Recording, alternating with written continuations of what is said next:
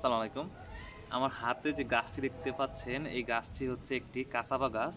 কিন্তু আমাদের দেশে এই গাছটিকে কাসাবা বলে না, একে শিমুল আলু বললেই সবাই চিনবে। কারণ হচ্ছে এই পাতা হচ্ছে শিমুল গাছের মতো পাতা। আর হচ্ছে এই গাছের গোড়ায় যে কন্দগুলো হয় সেটা হচ্ছে মিষ্টি আলুর মতো দেখতে। সেজন্য আমাদের দেশে এই গাছটি শিমুল আলু হিসেবেই পরিচিত। এই কাঁচালা আমাদের দেশে খুব একটা চাষ হয় না, মূলত এটি আফ্রিকান ফসল। কারণ হচ্ছে আফ্রিকার প্রায় 80 কোটি মানুষের প্রধান খাদ্য হচ্ছে এই কাঁচাবা। আফ্রিকাতে কিন্তু ধান গম ওরকম হয় না, কারণ তাদের দেশে একটা নির্দিষ্ট সময় পর্যন্ত মানে বৃষ্টি হয় না। এই খরায় বিভিন্ন গাছ কিন্তু মোর একদম সাবার হয়ে যায়, তখন কিন্তু এই কাঁচা গাছ কিন্তু ড্রাউট সহ্য করে টিকে থাকে। আমাদের দেশের যে পার্বত্য অঞ্চল মধুপুর অঞ্চল উপজাতি বাস করে তারা কিন্তু এই কাঁচাবা খেয়ে থাকে। তারা কাঁচাবা থেকে বিভিন্ন ধরনের খাদ্য তৈরি করে খায়। আপনি যদি তাদের বাসায় ঘুরতে যান, তারা কিন্তু অতিথি আপ্যায়ন হিসেবে আপনাকে কিন্তু এই কাঁচাবা তৈরিকৃত বিভিন্ন ধরনের পিঠা, তারপর রুটি আপ্যায়ন করবে। এখন আপনি তাদের বাসায় গিয়ে কাঁচাবা থেকে তৈরিকৃত পিঠা বা রুটি খেয়ে আপনার ভালো লাগলো, আপনি চাইলেন যে আপনি এই গাছটা চাষ করবেন, তাহলে কি করবেন? তাহলে আপনি এরকম এরকম কাটিং তৈরি করে আপনি চারা তৈরি করতে পারেন, অথবা বীজ থেকেও চারা তৈরি করতে পারেন। এখন আমি আপনাদের দেখাবো কি আপনারা এই কাটিং থেকে খুব সহজে কাঁচা গাছ তৈরি করতে পারেন। এখন আমি আপনাদের দেখাবো কি আমরা একটি এরকম কাঁচা ডাল থেকে চারা তৈরি করতে পারি। কাঁচাবা গাছের বিগারনেস খুব বেশি, সে কারণে আমরা জাস্ট মানে এরকম কাইটা যদি লাগাই দিই তাহলে কিন্তু গাছটি হয়ে যাবে। আবার আপনারা যদি চান যে না রুট সারফেস এরিয়া বৃদ্ধি করতে, তাহলে যেরকম অ্যাঙ্গেল করে কেটে নিতে পারেন।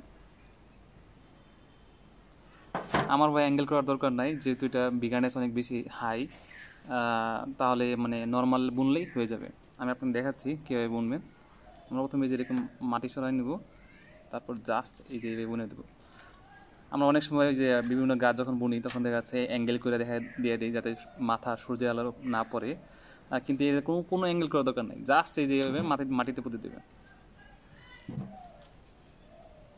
মাটিতে পুঁতে দেওয়ার পর আপনি জাস্ট এরকম একটু পানি দিবেন, এরকম একটু পানি দিয়ে শুকনো মাটি একটু ভিজিয়ে দিবেন, যাতে এই কাঁচা লাগা গাছটা বুঝাইতেছেন বাবা তোমার পানি দিলাম, মাটি দিলাম, এখন তুমি হও। এবার আমরা 7 থেকে 10 দিন অপেক্ষা করব, তারপর আপনাদের দেখাবো যে আসলে রুট হয়েছে কি হয় নাই। 20 দিন আগে যে আমি কাঁচাবাগ ডাল কাটিং লাগিয়েছিলাম, আসলে সে থেকে কোনো গাছ হয়েছে কি হয় নাই আমি আপনাদের দেখাবো। প্রথমে দেখেন গাছ থেকে কিন্তু পাতা চলে এসেছে, এবং গাছের যে নিচের দিকে দেখেন একটু খেয়াল করে দেখবেন যে এই যে ছিদ্র দিয়ে কিন্তু রুটগুলো কিন্তু বেরিয়ে গেছে। তার মানে আমার এই কাটিং থেকে কাঁচাবাগ গাছটা কিন্তু হয়েছে। আমি একটু তুলে দেখাচ্ছি, এই যে দেখেন